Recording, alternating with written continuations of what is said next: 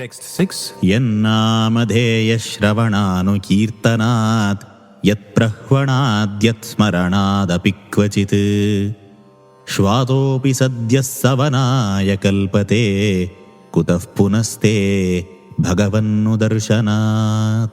Translation.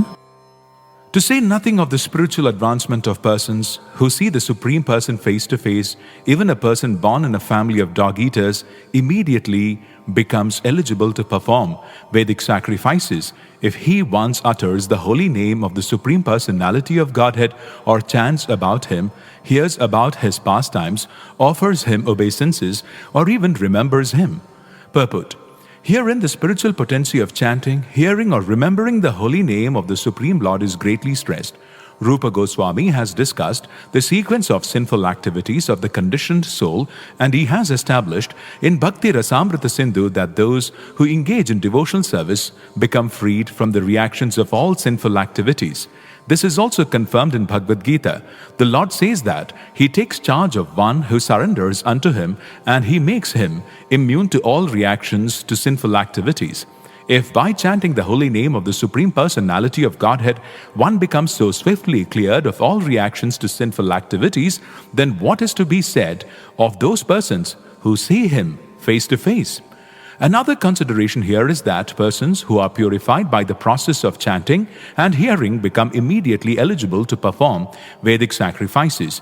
Generally, only a person who is born in a family of Brahmanas, who has been reformed by the 10 kinds of purificatory processes, and who is learned in the Vedic literature is allowed to perform the Vedic sacrifices. But here the word sadhyaha immediately is used. And Sridhara Swami also remarks that one can immediately become eligible to perform Vedic sacrifices.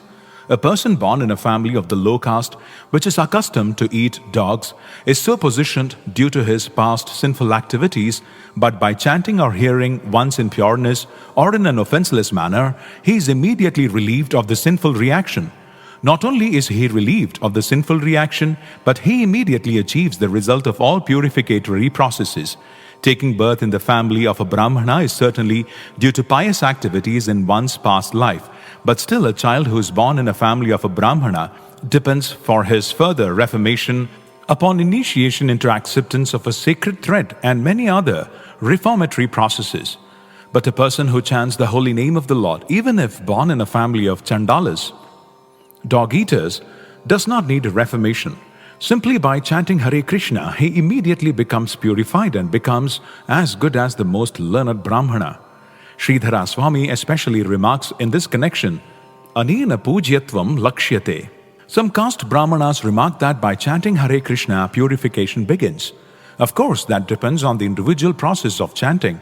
But this remark of Sridhara Swami's is completely applicable if one chants the holy name of the Lord without offense, for he immediately becomes more than a Brahmana. As Sridhara Swami says, Pujyatvam, he immediately becomes as respectable as a most learned Brahmana and can be allowed to perform Vedic sacrifices. If simply by chanting the holy name of the Lord, one becomes sanctified instantly, then what can be said of those persons who see the Supreme Lord face to face and who understand the descent of the Lord as Devahuti understands Kapila Deva? Usually, initiation depends on the bona fide spiritual master who directs the disciple. If he sees that a disciple has become competent and purified by the process of chanting, he offers the sacred thread to the disciple just so that he will be recognized as 100% equal with a Brahmana. This is also confirmed in the Hari Bhakti Vilasa by Sri Sanatana Goswami. As a base metal like bell metal can be changed into gold by a chemical process, any person can similarly be changed into a Brahmana by Diksha Vidhana, the initiation process.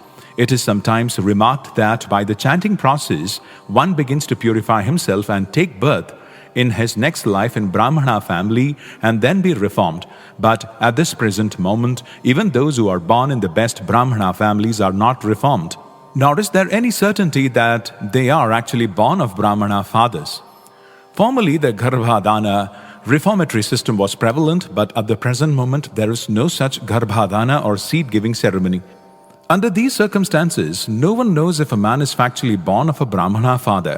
Whether one has acquired the qualification of a Brahmana depends on the judgment of the bona fide spiritual master. He bestows upon the disciple the position of a Brahmana by his own judgment.